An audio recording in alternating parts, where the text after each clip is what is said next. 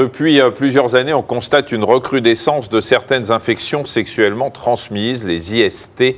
Syphilis, chlamydia, condylome font à nouveau parler d'eux et ces maladies se dépistent et se traitent assez facilement. Mais leurs liens avec la sexualité font qu'il est souvent difficile d'en parler et d'aller consulter.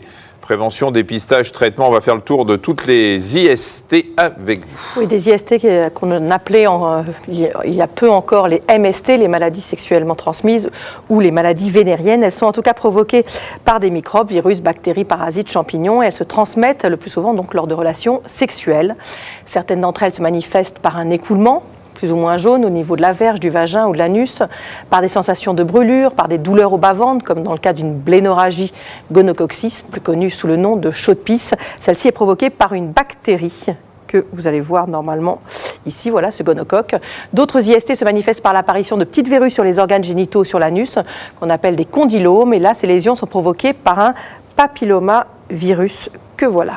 Voilà, on va vous montrer que des images de microbes, hein, pas des images d'organes sexuels touchés, parce que c'est pas très agréable. Alors les petits, il vaut mieux consulter avant l'état des photos que nous avions. Ah oui, on avait des trucs pas possibles. Les petits boutons douloureux en forme de bulle, responsables de démangeaisons, signent généralement un herpès génital, alors que l'apparition de chancre, c'est-à-dire une petite plaie indolore, désigne plutôt la syphilis.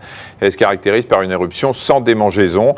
C'est le tréponème pâle, une bactérie qui en est à l'origine, ce que vous voyez là. Et toutes ces infections, si elles ne sont pas soignées à temps, peuvent entraîner de graves complications, des risques de stérilité et même des atteintes du système nerveux, du cœur, des artères et des yeux. Et elles favorisent la pénétration du virus du sida dans l'organisme.